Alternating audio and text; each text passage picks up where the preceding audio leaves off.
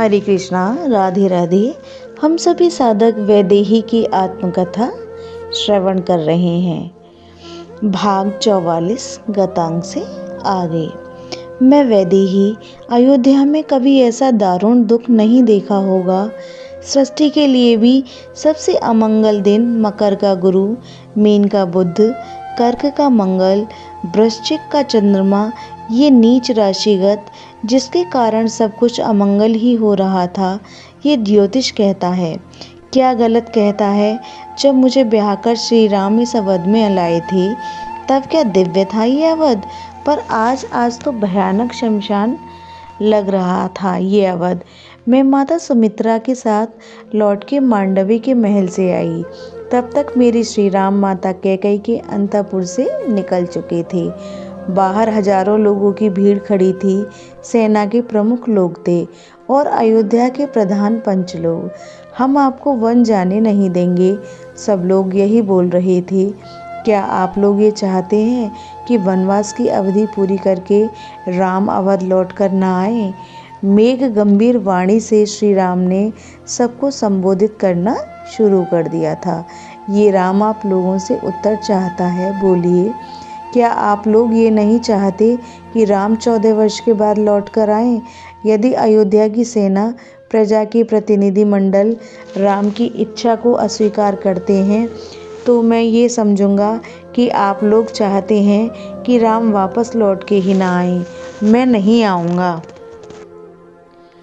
हम में से कोई ऐसा अधम नहीं है। एक साथ हजारों आवाज़ें उठी। हम आपकी आज्ञा मानेंगे। तब ये राम चाहता है कि आप सब लोग चक्रवर्ती महाराज श्री दशरथ जी की आज्ञा का पालन करें। ऐसा कोई कुछ ना करे जिससे चक्रवर्ती महाराज को दुख हो। भरत का सम्मान, भरत का आदर ही राम का आदर होगा। ये बात सब समझ लें। श्री राम पूरी स्पष्टता से बोल रहे थे और वहाँ खड़ी हजारों हजार प्रजा श्री राम के एक एक शब्द को सुन रही थी। याद रहे, भरत की अवज्ञा राम की अवज्ञा होगी।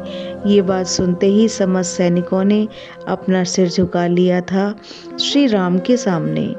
जनप्रतिनिधियों ने भी सिर झुकाकर श्री राम के प्रति अपना आदर व्यक्त किया था। जनप्रतिनिधि अपना निर्णय वापस लें और सैनिक लोग अपने स्थानों पर चले जाएं। श्री राम ने कहा।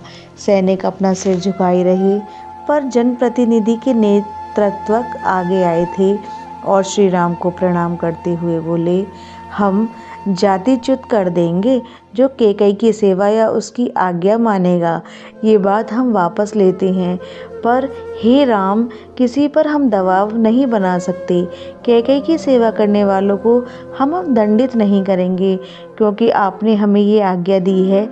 पर हे राम, अगर कोई सेवा करना ही नहीं चाहे, कोई कैकेयी की आज्ञा पालन करना ही ना चाहे, तो हम उस पर दबाव नहीं डाल सकते। मैंने देखा मेरे श्री राम की ये स्थिति स्वीकार करनी ही पड़ी।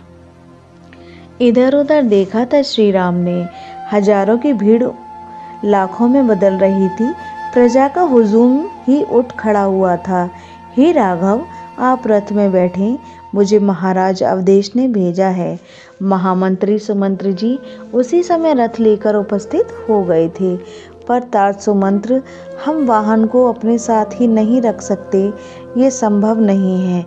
हम तपस्वी बने वन में जा रहे हैं, रथ को लेकर चलना उचित नहीं होगा। मेरे श्री राम ने मंत्री जी को समझाया था। मत जाओ राम, मत जाओ। लाखों लोग सब विलाप कर उठे थे। मेरे श्री राम को कुछ नहीं सूझा, उस भीड़ से बाहर निकलना ही था और शीघ्र निकलना था। इसलिए मुझे पहले बिठाया रथ में, फिर स्वयं बैठे। लक्ष्मण भी बैठ गए। तभी माता कैकेयी के अंतपुर से कुछ भीड़ भाग रही थी। हम सबने देखा महाराज आ रहे हैं, चक्रवर्ती महाराज आ रहे हैं।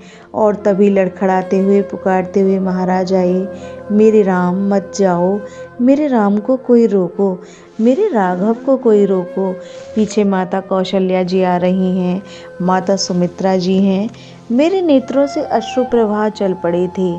तभी एकाएक मेरे श्री राम ने महामंत्री जी से कहा, तात सुमंत्र, रथ चलाओ, शीघ्र चलाओ।